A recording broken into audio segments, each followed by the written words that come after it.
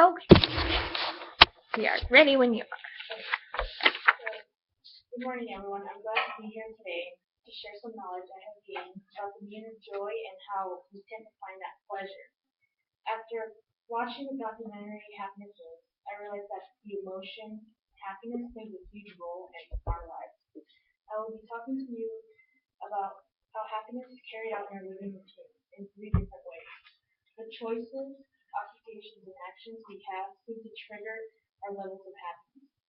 And another documentary that I watched, which is called very original, Happy, by Rocco Bellic, it gave me a better understanding about the emotion by describing the root of happiness. That particular emotion is basically determines our attitudes and behaviors towards our surroundings. This leads me into one of my points on how choices determines the level of our happiness. Our right to be happy is protected by law, so why not take initiative to pursue it without any boundaries? Sometimes we expect things to happen out of the blue without having to lift a finger, which would be really nice, but doesn't happen.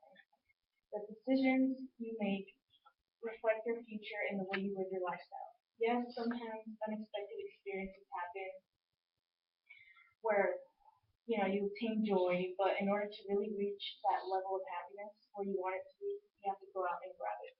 Because nobody's gonna go out and pick that fruit you want from the tree for you. One thing my dad has taught me is not to be so reliable and to know that anything is possible if you put enough effort and dedication to it. He has put obstacles for me to pass, and I thank him for that because I'm not afraid to reach my goals, and it's okay to fail here. My point is, don't let anything intimidate you from being happy. If there's something keeping you away from reaching a goal, then take initiative and find a way around that obstacle. Or if someone is constantly judging you or complaining about the decisions you make, let it go through one ear and out the other, because in the end, it's about your feelings and nobody else's. The occupation or what you dedicate yourself to is your choice, and that's what makes you reach that level of happiness.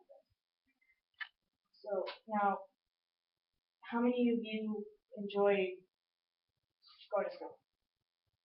Like you find a passion for it. What about work? And in one of those two occupations, you perform like really good, like that's your strength. You find that I'm really good at this. Well, so usually what helps us thrive in that particular occupation is joy and excitement. Like, for example, school, like I said, school has to be one of the most important things in life for some people, and has so much passion for it that it leads them to an outstanding outcome or results in something they have always dreamed. Or there's people who are really good at their job and they exceed expectations and they feed off that positive progress, which makes them feel really good about themselves.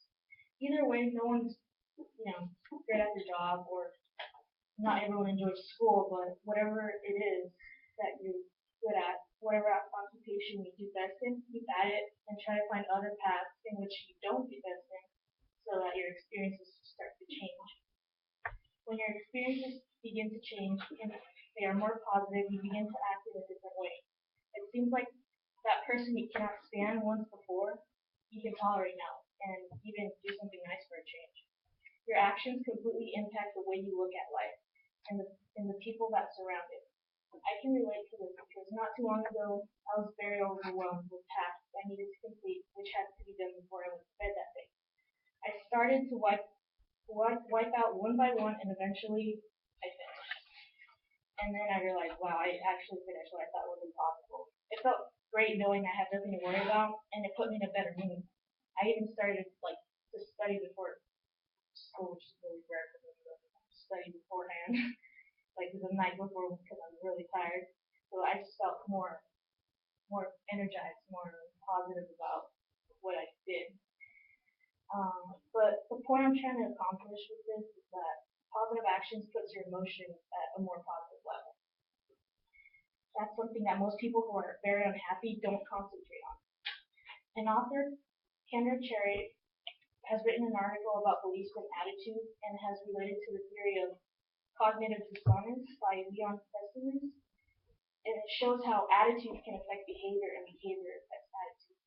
So in order to gain that positive attitude, you want to feel it depends on the behaviors and actions you choose to make.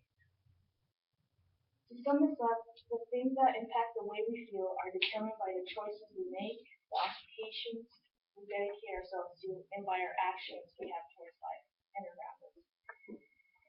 The improvement of any of these ways will help you live your life with a little more at peace and with not so much pressure. And if there is pressure, you will find a better method on how to handle the situation. And if the situations are handled, then that level of happiness should elevate. I hope my information has left everyone with some encouragement to keep doing what you do best to make you happy and help reach those goals I know everyone will reach and with that right behavior. Thank you.